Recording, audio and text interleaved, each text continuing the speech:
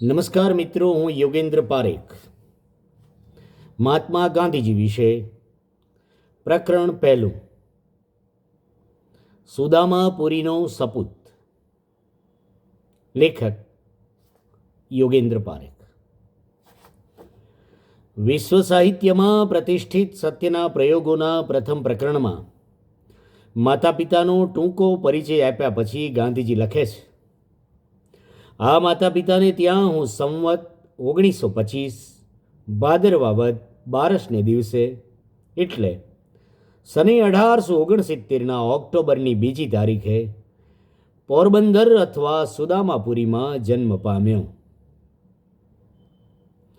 ભારતીય સંસ્કૃતિ, સભ્યતા અને સાહિત્યની 5000 વર્ષની પરંપરામાં બે મોહનનું અદકેરું મૂલ્ય છે. રસરાજ શ્રી કૃષ્ણ મોહન અને જીવનનો કલાધર મહાત્મા મોહનદાસ કરમચંદ ગાંધી. સંભવામી યુગે યુગે એવું વચન પાળવા સુદામાપુરીમાં અવતરણ થયું એવા બૌદ્ધિક દૃષ્ટિએ અતિશયોક્તિપૂર્ણ લાગતા ભાવવાહી વિધાનમાં ના પડીએ તો પણ એમ માનવાનું મન થાય એવા આ મોહનનું બાળપણ સાવ સાધારણ કક્ષાનું હતું. ભણવામાં તેજસ્વી નહોતા, શરમાળ હતા. નિશાળેથી ઘરે અને ઘરેથી નિશાળની સાધારણ દિનચર્યામાં મહાન પરાક્રમોને અવકાશ ન હતો. 3 પેઢીથી દેશી રજવાડામાં કારભારું કરતા કુટુંબમાં જન્મ.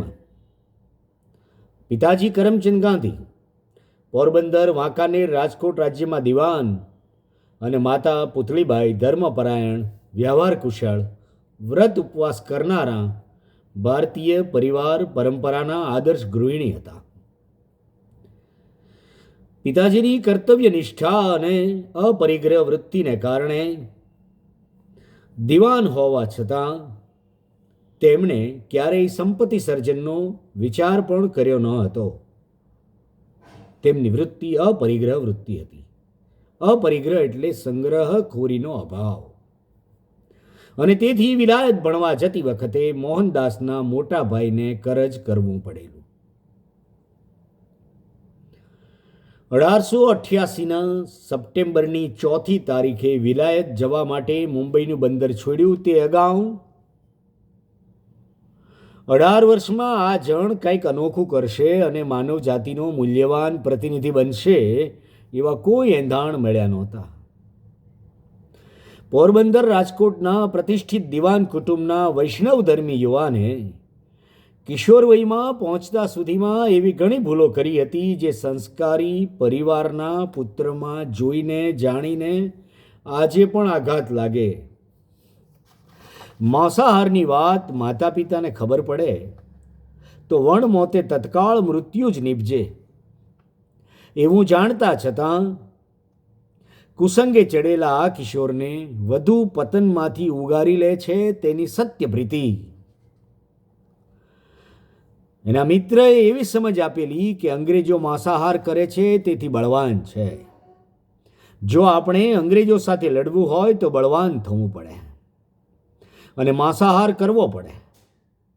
આવી ગેરસમજને સાચી સમજ માની લઈ માંસાહાર કરનાર મોહનને ધૂમ્રપાન અને માંસાહારમાંથી સત્ય ઉગારી લે છે. બહારથી મિત્ર સાથે માંસ ખાઈને ઘરે આવેલા મોહને જમવાના સમયે મને ભૂખ નથી કે મને પેટમાં દુખે છે એવું જુઠ્ઠું બોલવું પડે છે. તેનો અપરાધ બોધ સતાવે છે. બીડી પીવાના કારણે કરજ થઈ જવાથી દેવું ચૂકવવા સોનાના કડામાંથી કાપ મુકાવી સોનું વેચવાની ચોરી કરનાર મોહન પિતા પાસે ચિઠ્ઠી લખીને કબૂલાત કરે છે. માતા પિતાથી છુપાઈને માંસાહાર કરવામાં અપરાધ સમજતો યુવાન મોહન માતા પિતા હયાત હોય ત્યાં સુધી માંસાહાર કરવોની એવી સમાધાનકારી સમજ કેળવે છે અને એ રીતે માંસાહારનો ત્યાગ કરે છે. માતા પિતાના નિધન બાદ તો કદી માંસાહાર કરવાનો પ્રસંગ બન્યો જ નથી. એ તો સુજ્ઞ શ્રોતાઓને કે વાચકોને ભાગ્યે જ કહેવાનું હોય. અંગ્રેજો સામે લડવા માટે સત્યાગ્રહનું શસ્ત્ર જડી ગયું. માંસાહાર કરી બળવાન થવાય તેવી સ્થૂળ સમજણમાંથી આત્મબળ દ્વારા સત્તાના પશુબળ સામે ટકી રહેવાનું સામર્થ્ય કેળવાતું ગયું. પોરબંદરથી રાજકોટ રહેવા જવાનું થયું ત્યારે મોહનની ઉંમર 7 વર્ષ. કિશોર વયની ઉપર જણાવેલી ભૂલો બધી રાજકોટમાં થઈ. બીડી અને માંસાહાર પ્રત્યે દોરવણી કરનાર મિત્ર યુવાન મોહનદાસને એક વખત પરસ્ત્રી ગમન અર્થે પણ લઈ જાય છે. ઈશ્વર જેને ઉગારવા ઈચ્છે છે તે પડવા ઈચ્છતો છતાં પવિત્ર રહી શકે છે એમ જણાવ્યા પછી પતનથી બચી ગયા પછી પણ મનથી વિષય સુખની ઈચ્છા રાખવાના પાપને વ્યક્ત કરવામાં ગાંધીજીએ તેમની આત્મકથામાં અસાધારણ પારદર્શિતા દાખવી છે. નાનપણમાં સત્યવાદી હરિશ્ચંદ્રનું નાટક જોવાની ગાઢ અસર બાળમાનસ પર પડી. મનમાં સેંકડો વખત આ નાટક ભજવાયું. હરિશ્ચંદ્ર જેવા સત્યવાદી બધા કાં ન થાય એવી ધૂન મનમાં ચાલતી રહી જે જીવનમાં સાકાર થતી ગઈ. મરતા પણ સત્ય ન છોડવું એવી ટેક સહજ રીતે જીવનનો સંકલ્પ બને છે.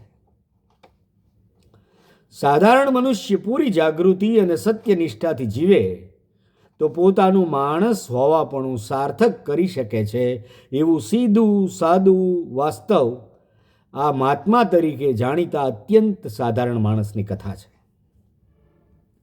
જે એકને સારું શક્ય છે તે બધાને માટે શક્ય છે એમ કહીને પોતે કશું જ અસાધારણ કર્યાનો તેનો દાવો નથી.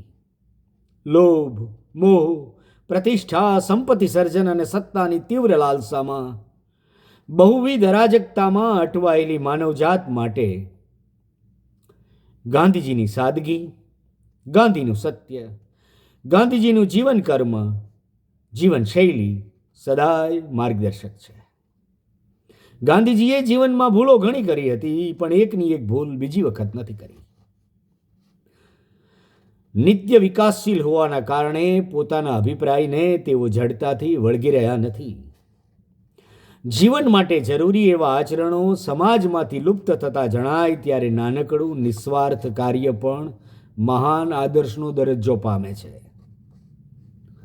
ઓટો રિક્ષા ચાલક તેના મુસાફરનું સરનામું શોધી 2-5 હજાર ભરેલું મની પર્સ પરત કરે તે અત્યંત સ્વાભાવિક અને સહજ હોવી જોઈએ એવી ઘટના ભાગ્યે જ બનતી હોવાના કારણે આપણા સમયમાં સમાચારનો દરજ્જો પામે છે.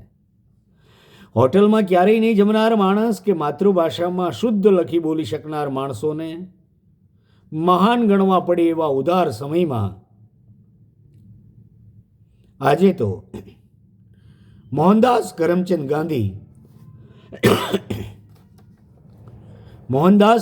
ગાંધી નામ સમસ્ત સંસારમાં અખિલ હિંદના સર્વોત્તમ પ્રતિનિધિ જેવું લાગે એમાં નવાઈ નથી.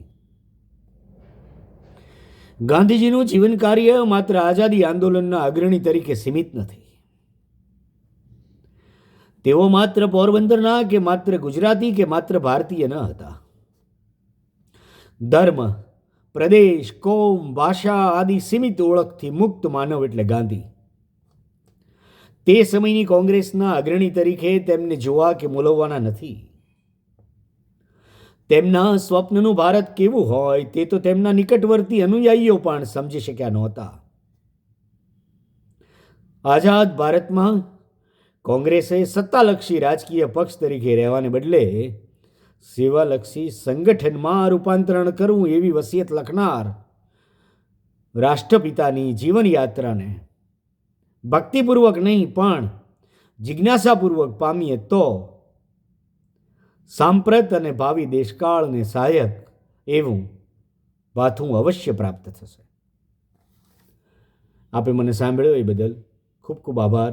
ફરી મળીશું ટૂંક સમયમાં. ધન્યવાદ.